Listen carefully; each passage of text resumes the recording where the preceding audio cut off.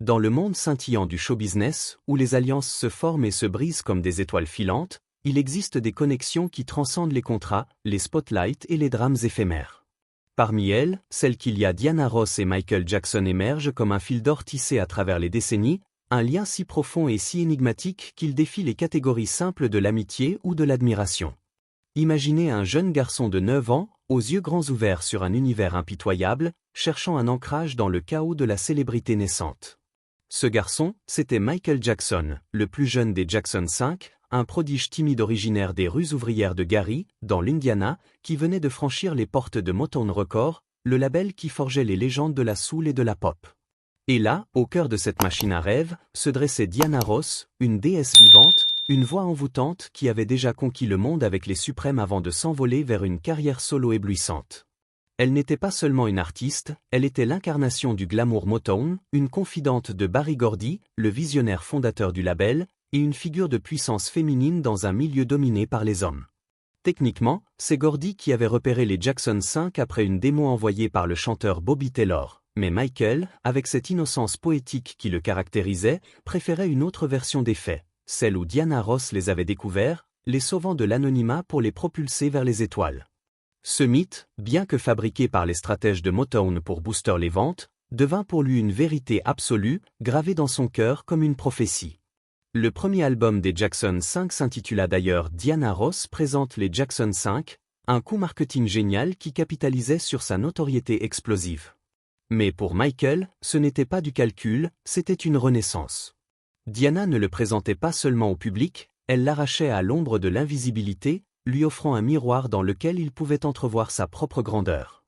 Leur rencontre en 1969 marqua le début d'une saga qui s'étendrait sur plus de 50 ans, un voyage de mentorat, de vulnérabilité partagée et d'émotions non dites qui entraient les imaginations des fans pour l'éternité. À une époque où Motown pulsait au rythme de l'innovation musicale, avec ses studios bruissants de cuivre, de harmonie vocale et d'ambition dévorante, ce duo improbable où la superstar affirmée et l'enfant prodige, forgea un pacte silencieux. Michael, avec sa voix cristalline et ses pas de danse déjà hypnotiques, absorbait tout d'elle, son charisme magnétique, sa résilience face aux critiques raciales qui secouaient l'Amérique des années 60, et cette capacité innée à transformer la douleur en diamant sonore. Diana, de son côté, voyait en lui un reflet de sa propre ascension fulgurante, un petit frère spirituel qu'elle pouvait guider sans le briser.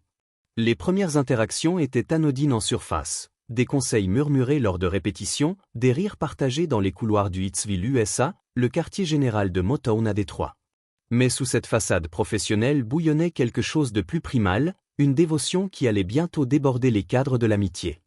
Michael ne la suivait pas comme un fan, il l'idolâtrait comme une muse vivante, mémorisant ses moindres gestes avec l'obsession d'un apprenti sorcier.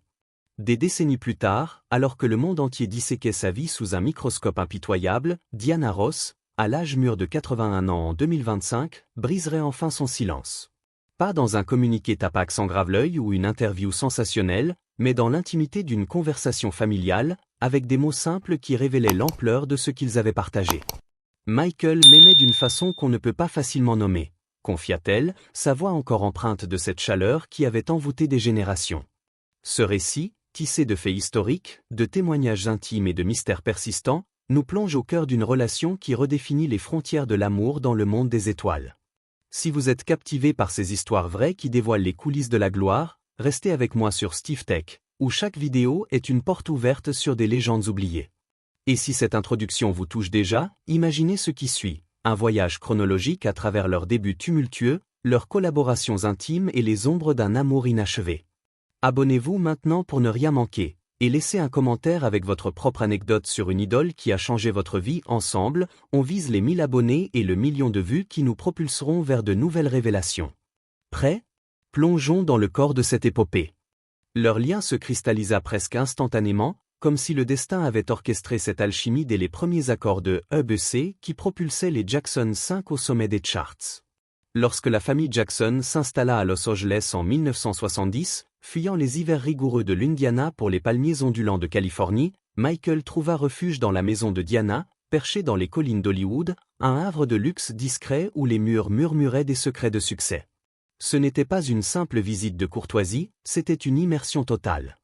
Michael, alors âgé de 12 ans, passait des semaines entières chez elle, dormant dans une chambre d'invité décorée de posters de films classiques et de vinyles signés par les légendes de la Motown. Diana, avec sa générosité instinctive, l'accueillait comme un fils prodigue, lui cuisinant des plats simples, des macaronis au fromage qui rappelaient les racines humbles des deux artistes, et lui racontant des histoires de ses débuts avec les Suprêmes, ses nuits interminables à polir des harmonies jusqu'à l'aube. Mais au-delà des repas partagés et des fous rires, Michael observait, absorbait, disséquait. Diana Ross n'était pas qu'une mentor, elle était un manuel vivant de la célébrité. Il notait mentalement comment elle ajustait l'éclairage avant une séance photo, comment elle répétait un pas de danse jusqu'à ce qu'il devienne une signature inimitable, comment elle répondait aux intervieweurs avec une grâce qui désarmait les pièges les plus vicieux. Elle m'a appris à sourire pour la caméra, à dominer une scène entière d'un seul regard, confia-t-il plus tard dans une rare confidence. En 1971, alors que Michael lançait timidement sa carrière solo avec l'album Got to Be There, sa première apparition télévisée en solo ne se fit pas dans un show familial, mais dans l'émission spéciale Primetime de Diana Ross, un événement mondain qui attirait les caméras du monde entier. Sur ce plateau illuminé, il chanta avec une assurance qui détonnait pour un enfant de 13 ans, dansant avec une fluidité qui laissait présager le roi de la pop. Ce que les téléspectateurs ignoraient, c'étaient les heures de préparation en coulisses. Diana, patiente et maternelle, corrigeant sa posture, lui soufflant des astuces pour canaliser la nervosité en énergie brute. Dans une interview de l'époque, elle le dépeignit comme un fils ou un frère pour moi, ajoutant avec tendresse, « Il m'admire tant que j'essaie d'être un bon exemple ». La presse s'empara de cette image idyllique, la diva glamour guidant le petit prodige vers les feux de la rampe, un duo qui incarnait l'esprit Motown de famille élargie. Pourtant, derrière les sourires polis et les accolades publiques, les sentiments de Michael bouillonnaient d'une intensité qui dépassait l'admiration filiale. Il la traquait avec une dévotion presque obsessive, imitant non seulement ses mouvements scéniques, ce fameux déhanché fluide qui hypnotisait les foules, mais aussi ses tics les plus intimes, la façon dont elle inclinait la tête en riant, ou comment elle choisissait ses tenues pour refléter une féminité à la fois puissante et vulnérable. Jermaine Jackson, son frère aîné, témoigna plus tard, Michael la vénérait comme une déesse, la voyant bien au-delà d'une simple membre de la famille Motown. Tandis que le public percevait une sororité innocente, les initiés sentaient une couche plus complexe, un non-dit chargé d'émotions adolescentes qui frôlait l'idéalisation romantique. À cette époque, cependant, aucune rumeur ne filtra. Leur connexion restait un cocon discret, nourri par des lettres manuscrites que Michael glissait sous sa porte et des appels tardifs où il lui confiait ses doutes sur la célébrité naissante. Ce lien, forgé dans les feux de la jeunesse, posa les fondations d'une relation qui défierait le temps, les scandales et les évolutions personnelles. En 1978, tout bascula avec The Wiz, une adaptation musicale audacieuse du Magicien d'Oz tout en casting afro-américain, un projet qui marqua un tournant pour les deux. Michael, à 20 ans, endossa le rôle de l'épouvantail, sa première incursion majeure au cinéma, une chance de s'émanciper de l'ombre des Jackson 5 et d'explorer une facette dramatique de son talent. Mais au-delà de l'ambition professionnelle, c'était Diana, dans le rôle de Dorothy, qui l'attirait irrésistiblement vers ce film. Pour la première fois, ils allaient cohabiter non pas en flash sporadique, mais dans une routine quotidienne intense, des mois de tournage à New York sous la direction de Sidney Lumet. Au lieu d'un hôtel impersonnel, Michael loua un appartement cosy dans le Upper West Side, meublé de canapés moelleux et de platines vinyles pour ses sessions nocturnes de composition. À la stupeur de l'équipe, Diana choisit de s'y installer elle aussi, transformant cet espace en un sanctuaire privé loin des regards indiscrets. Pas de manager, pas de paparazzi, juste eux deux, partageant des dîners improvisés à base de soul food et des marathons de films noirs. Les témoignages des techniciens filtrèrent plus tard, ils arrivaient ensemble sur le plateau, main dans la main parfois, et prolongeaient les pauses en conversation murmurée qui duraient jusqu'à minuit. Diana l'appelait bébé, un surnom affectueux qui le faisait rougir, et Michael, d'ordinaire si réservé, se détendait visiblement, riant aux éclats à ses blagues. Les rumeurs naquirent dans les loges. Le maquilleur chuchotait que leur regard s'attardait trop longtemps, le chef opérateur notait une alchimie palpable lors des répétitions de Ease on Down the Road. Pourtant, personne n'osait creuser, leur intimité était palpable mais pudique, comme un secret partagé par deux âmes qui se reconnaissaient sans mots. Pour Michael, cette période fut un rite de passage. Il quittait l'enfance sous les projecteurs pour l'âge adulte, luttant contre l'image d'éternel garçonnet que lui imposait le public. Diana, avec ses 34 ans d'expérience, offrait une encre émotionnelle, lui rappelant que la gloire pouvait être solitaire mais pas insurmontable. Lors des pauses, il lui jouait des démos brutes de ce qui deviendrait Off the Wall, son album solo libérateur. Elle écoutait, corrigeait une ligne de texte avec douceur, l'encourageant à infuser plus de vulnérabilité dans ses paroles. Ces moments n'étaient pas des ateliers formels, c'étaient des confessions, des instants où Michael se mettait à nu, révélant ses peurs d'être vu comme un simple produit Motown. Un assistant d'alors nota, « C'était la première fois que je voyais Michael aimer sans masque, serein comme jamais. » Diana, fidèle à sa discrétion légendaire, ne commenta jamais ces rumeurs naissantes, et Michael, protégé par son silence complice, garda ses souvenirs scellés. Aucune photo volée ne s'échappa, aucune confidence ne fuit, leur bulle resta intacte, un témoignage muet d'une connexion qui n'avait besoin ni d'étiquette ni de justification. Cette cohabitation marqua un pic d'intimité, mais aussi le prélude à des tensions futures, car ce qui était privé ne pouvait indéfiniment échapper au tumulte du monde extérieur. Si cette plongée dans leur début vous fascine, likez pour soutenir Steve Tech et abonnez-vous pour plus d'histoires exclusives, vos vues nous aident à atteindre ce million tant rêvé, et un commentaire sur votre moment préféré avec Michael pourrait bien faire la différence vers les 1000 abonnés. En 1981, Michael Jackson, auréolé du succès fulgurant de Off the Wall, était sur le fil du rasoir de la mégastardom, mais une ombre intime planait encore sur son ascension. L'année suivante, lors d'une interview pour le magazine Ebony, un moment de vérité éclata au grand jour. Le journaliste, anticipant des réponses lisses et calculées, posa une question anodine, « Quelle est la femme idéale pour vous ?» Michael, 24 ans, ne broncha pas. Fixant la caméra avec une intensité rare, il lâcha, « C'est Diana Ross. Je l'aime. » Le studio plongea dans un silence assourdissant, le journaliste rit nerveusement, mais Michael resta grave, ajoutant, « Si je pouvais épouser n'importe qui au monde, ce serait elle. » À 38 ans, Diana était une femme accomplie, mère de 2 enfants, divorcée 2 fois, une icône qui naviguait les eaux tumultueuses de la célébrité avec une élégance inébranlable.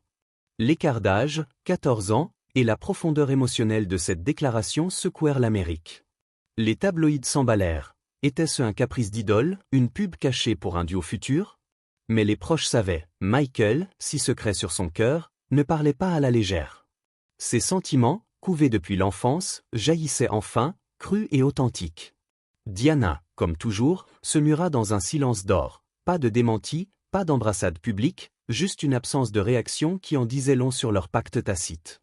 La presse, étrangement, n'insista pas, comme si ce fragment de vulnérabilité méritait une bulle protectrice. En privé, cependant, Jermaine Jackson confirma les soupçons, Michael l'aimait depuis des années, la considérait comme sa petite amie. Il devenait fou de jalousie dès qu'elle sortait avec quelqu'un. Cette possessivité, loin d'être toxique, était le cri d'un cœur qui avait trouvé en elle un phare dans la tempête. Puis 1985, un coup de tonnerre, Diana annonça ses fiançailles avec Arne Næss Jr. Un armateur norvégien charismatique, et ils se marièrent en grande pompe en Suisse, une cérémonie alpine intime pour une 50aine d'invités triés sur le volet. Michael n'y fut pas convié, il n'envoya ni fleurs ni vœux. Interrogé plus tard, il répondit avec une douleur brute, « J'étais jaloux parce que j'ai toujours aimé Diana Ross, et je l'aimerai toujours. » Dans les mois suivants, il se replia, annulation d'interview, pause en studio, une mélancolie qui contrastait avec le tourbillon de Thriller, son chef-d'œuvre en gestation. Le perfectionniste infatigable devint introspectif, ses yeux trahissant une tristesse que même les charts dominants ne pouvaient effacer. Le monde adulait la superstar aux gants blancs, mais en coulisses, c'était un homme brisé par un amour asymétrique, conscient que la femme qu'il avait idéalisée choisissait une autre voie. Personne ne jugea Diana, elle méritait son bonheur, sa stabilité après des années de solitude sous les feux. Pour Michael, la douleur n'était pas la perte, mais la permanence de son attachement, un feu qui brûlait sans espoir de réciprocité. À partir de là, un voile tomba, il cessa d'évoquer l'amour en public, effaça Diana de ses récits, même quand les micros insistaient. Mais ses intimes savaient, dans les nuits d'insomnie à Evenhurst, sa demeure fortifiée, c'était son visage qu'il invoquait en premier. La musique devint son exutoire, un langage codé pour l'indicible. En 1987, Dirty Diana explosa des ondes, un tube rock aux accents sombres où une séductrice manipulative hante le narrateur. Le public y vit une allégorie des groupies voraces, mais le timing intrigua. Le copyright fut déposé le jour même du mariage de Diana. Jermaine l'admit, c'était sa façon de hurler sa frustration, pas de la colère contre elle, mais une plaie ouverte. Les paroles, fiévreuses, She's got a smile that it seemed to me remind me of childhood memory, pulsaient d'un désir refoulé, une critique voilée d'un amour qui avait glissé entre ses doigts. Puis, en 1991, Remember the Time apporta un contrepoint doux amer, un hommage enveloppé de nostalgie égyptienne. Dans le clip somptueux, Michael, pharaon charismatique, courtise une reine inaccessible dans un palais de marbre et d'or, entouré de danseurs nubiens et de hiéroglyphes vivants. Pas de nom explicite, mais les paroles Do You Remember, Butterfly, Early Summer évoquaient des souvenirs d'enfance partagés, des après-midi paresseux à Détroit. Germaine confirma, il l'a écrite pour elle, un adieu tendre à ce qui n'avait jamais été. Ces morceaux, polarité d'une même âme, canalisèrent son tourment, la rage de Dirty Diana contre le regret lancinant de Remember the Time, tous deux pointant vers la même muse. La musique, pour Michael, fut ce refuge où l'amour pouvait respirer librement, une cathédrale sonore où il déposait ses offrandes sans crainte de rejet. En 2002, son testament actualisé scella cette fidélité éternelle. Si sa mère Catherine ne pouvait élever ses enfants, la tutrice désignée était Diana Ross, surpassant frère, amie ou même Debbie Rowe, la mère biologique de deux. Ce choix, murmuré dans les cercles légaux, hurlait une confiance absolue, elle, qui avait gardé ses secrets, porterait son legs. Après sa mort tragique en 2009, Diana publia un communiqué laconique, « Je n'arrive pas à arrêter de pleurer. C'est trop soudain et choquant. Mon cœur souffre. Je prie pour ses enfants et sa famille. » Pas de plateau télé, pas de larmes publiques, son absence aux funérailles fut un deuil privé. Plus tard, des employés de Neverland révélèrent une chambre secrète, la salle Diana, tapissée de photos jaunies, eux riant sur le tournage de The Wiz, des polaroids volés de concert. Pas un hôtel Tapax en grave-l'œil, mais un sanctuaire intime, un écho de ce qui n'avait pu advenir. Si ces révélations vous émeuvent, partagez en commentaire ce que Dirty Diana évoque pour vous, vos réactions boostent Steve Tech vers les sommets, et un abonnement simple nous rapproche des 1000 fidèles pour déverrouiller encore plus de mystères. Aujourd'hui, en 2025, alors que Diana Ross souffle ses 81 bougies dans la quiétude de sa retraite méritée, un dernier voile se lève sur cette odyssée. Lors d'une après-midi familiale paisible, entourée de petits-enfants rieurs et de souvenirs encadrés, elle confia enfin, sans phare ni regret, « Michael m'aimait d'une façon qu'on ne peut pas facilement nommer. » Une pause, un regard vers l'horizon, puis, j'ai eu une immense tendresse pour lui, tout ce qu'une personne peut offrir, mais l'aimer comme lui m'aimait? Je ne vais pas mentir là-dessus. Pas de larmes théâtrales, juste une honnêteté crue qui boucle un cercle de plus de 50 ans. Elle admit que cet amour, si elle l'avait rendu en miroir, aurait pu ébranler l'équilibre fragile entre guidance et passion, brisant peut-être le jeune prodige qu'elle avait juré de protéger. Il m'a donné un type d'amour que je n'étais pas sûr de pouvoir porter, ajouta-t-elle, reconnaissant que la distance qu'elle imposa était un acte de préservation mutuelle. Remontons le fil, de cette découverte mythique en 1969, où elle devint son phare Motown, à la cohabitation fusionnelle de The Wiz en 1978, des confessions brûlantes d'Ebony en 1981 à l'absence poignante à son mariage en 1985, des chansons codées comme Dirty Diana et Remember the Time qui murmurèrent ce qu'ils ne pouvaient crier, jusqu'au testament de 2002 et cette chambre secrète à Neverland. Tout converge vers un vérité irréfutable, ce n'était ni une romance hollywoodienne ni un conte de fées, mais un lien viscéral, une âme sœur artistique qui pulsa à travers les triomphes et les chagrins, toujours là, jamais dompté, impossible à occulter. Michael Jackson, le roi éternel, et Diana Ross, la diva immortelle, nous léguèrent une leçon sur l'amour dans les marges de la gloire, il n'a pas besoin d'étiquette pour exister, ni de réciprocité pour perdurer. Pensez-vous que cet attachement était un amour pur, ou une toile plus complexe d'admiration et de désir inassouvi? Dites-le moi en commentaire ci-dessous, vos voix font vivre Steve Tech, et ensemble, on peut exploser les compteurs. Likez pour l'émotion, abonnez-vous pour les prochaines sagas vraies qui vous attendent chaque semaine. Et partagez pour propulser cette vidéo vers le million de vues qui nous ouvrira de nouvelles portes. Merci d'avoir voyagé avec moi dans cette histoire intemporelle. À bientôt sur Steve Tech, où la vérité derrière les stars n'a plus de secret.